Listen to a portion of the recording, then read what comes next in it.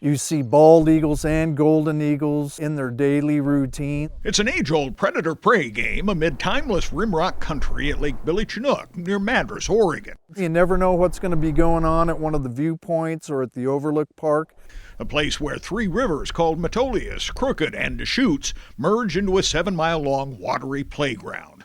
Long a drawing card for eagles. These big escarpments that you see, you don't see those everywhere, and they like a certain steepness, and then they got to have some flat ledges on it, because you'll see some of them that are literally sheer. They have to have a little bit of a place to start a nest, but it is special.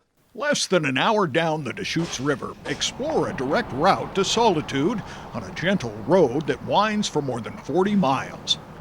The lower Deschutes backcountry byway is surrounded by canyon walls that tower above lonesome boaters who own the river this time of year. Many of the columnar basalt cliffs reach hundreds of feet high.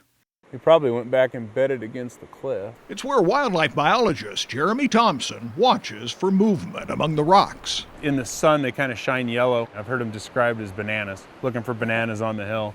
But the curve of that horn and the color of it really stands out. The Deschutes River Byway hides bighorns, and it takes a keen eye to pick out the wild sheep that blend with the background. Females, called ewes, gather in small herds. They're pretty gregarious. They like to hang out together throughout the entirety of the year. So you'll find little groups like that. You know, there'll be 10 to 12 generally throughout the summer and the fall. The males, called rams, are more solitary. Once a ram gets over a year and a half old, I mean, his horns are well bigger than what a ewe's will be. So you'll start to see horns that curve way back and much bigger at the base than what you'd see on the females. Oregon's bighorn sheep went extinct in the 1940s from overhunting and disease. But successful reintroduction programs in the 90s restored the Deschutes bighorns, and now nearly 600 live here. If you wish to come and watch, dress warm. Don't forget binoculars, and most of all, be sure you bring patience. A lot of people will stop and look and not see them and move on. You know, if you just sit down and watch and look at some of these bigger cliff complexes, eventually they'll be surprised. There'll be sheep in them and they just haven't been able to see them. You will see them down a backcountry by road that's one of the best around. With photographer Jeff Kastner, Grant McComey, KGW.